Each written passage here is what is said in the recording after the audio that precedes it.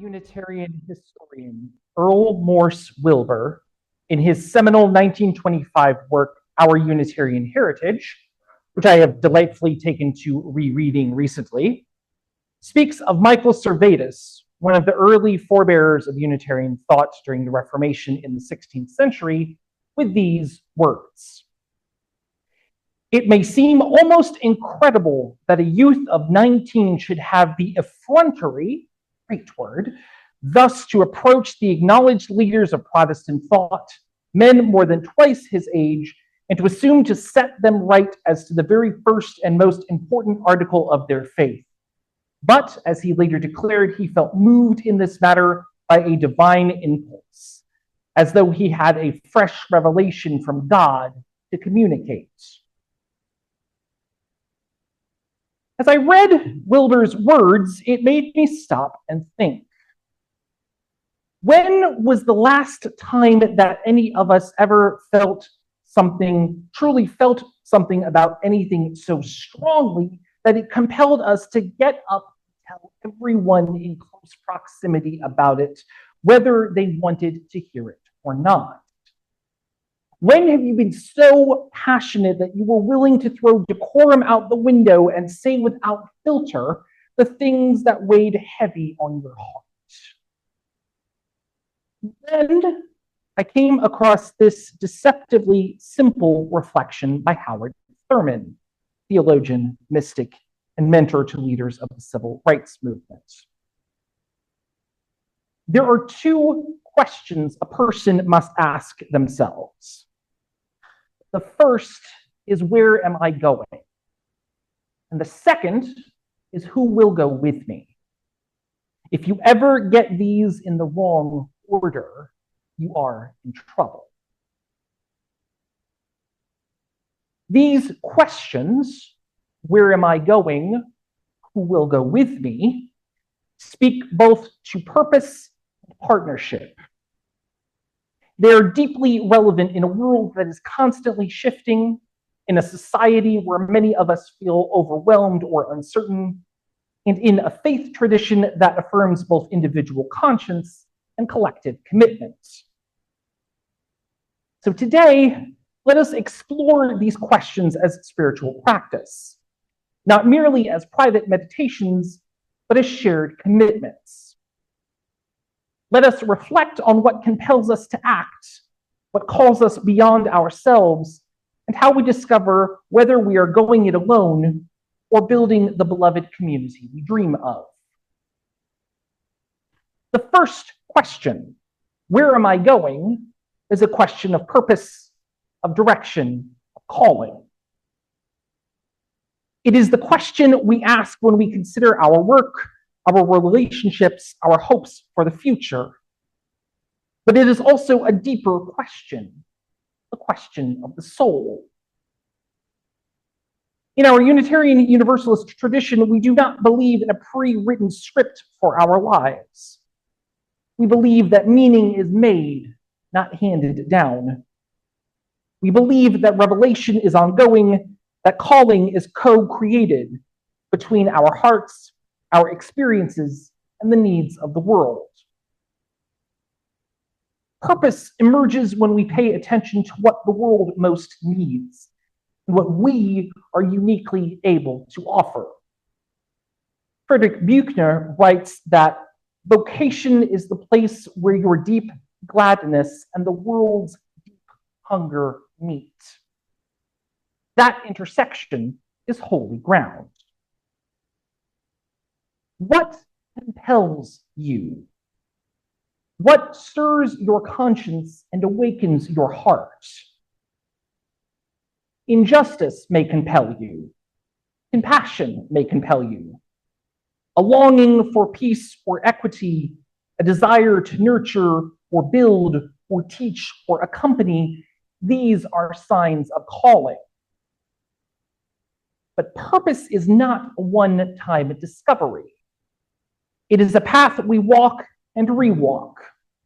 It is discerned again and again through life's changes. Then comes the second question. Who will go with me? Thurman warns us, if you ever get these in the wrong order, you are in trouble. But why? Because if we start by asking who will go with us, we may shape our choices to meet others' expectations. We may quiet our calling to fit in or keep the peace. But if we ask, where am I going, and never consider who will walk beside me, we risk burnout. We risk arrogance. We risk becoming so fixated on our own vision that we forget our interdependence. Purpose without companionship can lead to isolation. And companionship without purpose can lead to drifting. We need both. A clear direction and a beloved community willing to walk it with us.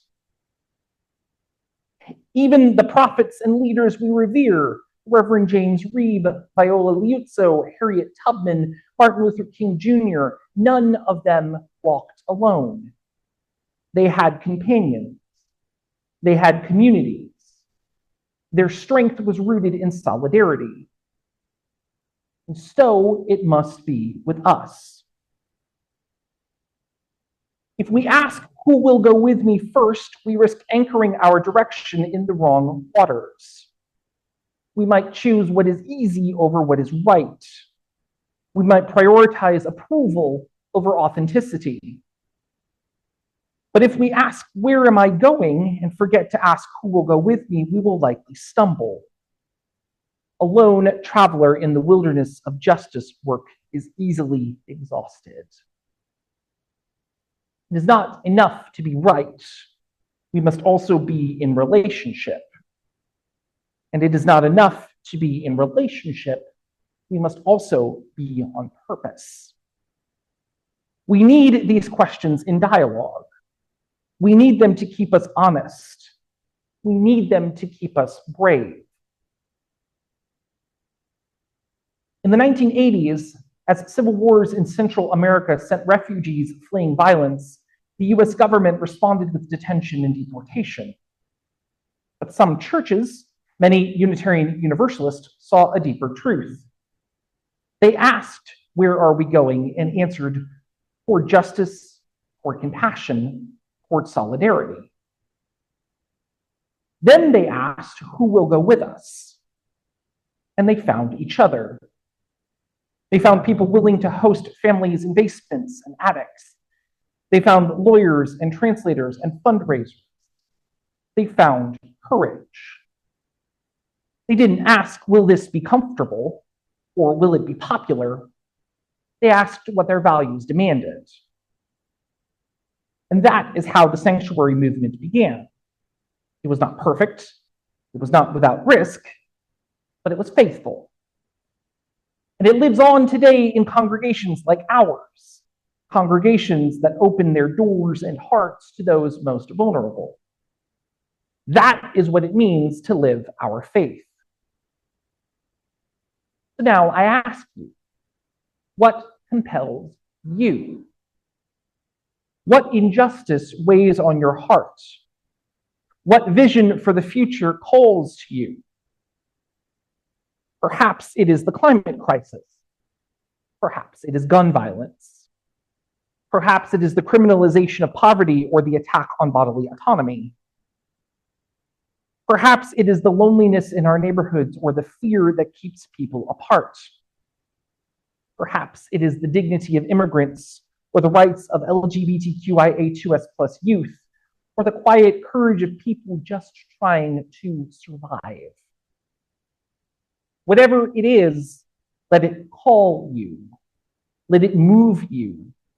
Let it compel your purpose. And let it lead you to community, not away from it. Our tradition does not hand us easy answers or rigid dogmas. Instead, it invites us into conversation, into covenant, into curiosity and commitment. We do not all believe the same things, but we choose to walk together, not despite our differences, but because we believe in the strength that emerges from them. We are a covenantal faith, not a creedal one. That means our commitments are made through relationship, not rule. We believe that truth is best discovered in community, that discernment is not a solitary act, that figuring out where we are going and who will go with us is not a task for the individual alone, but a process for the whole beloved community. That is why we needed small groups, why we hold listening circles, why we engage in congregational dialogue, not just to talk about feelings, but to shape our actions in the world. When we come together to ask, where are we going as a people, as a church, we start to see where our shared commitments lie. When we ask who will go with us, we realize that our congregation is not an island. We are connected to our neighbors, to other faith communities, to movements for justice. These questions are not only spiritual, they are strategic. They shape our ministries, our partnerships, our budgets, our witness in the public square. They push us beyond the safety of our sanctuary walls into the streets, into the schools, into the city council chambers.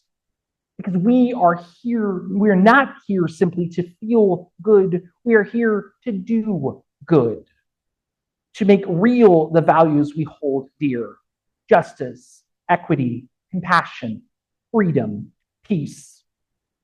We need each other not just to find meaning, but to make change.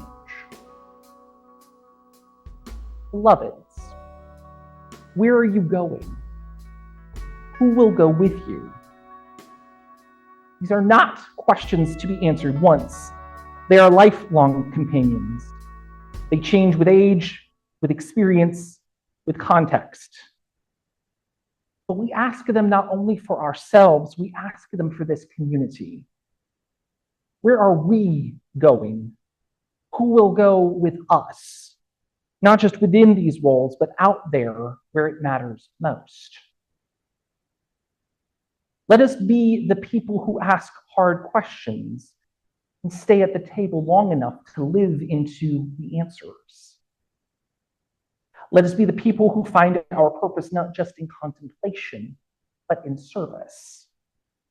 Let us be the people who walk together, not always easily, not always perfectly, but always with courage. And let us be the people who say, yes, I will go with you. Yes, I will share your burden. Yes, I will help build a world where love and justice flourish. May this be our purpose. May we cause it to be so. Blessed be. Amen. Shalom. Assalamu alaikum. Namaste. Thank you all so much.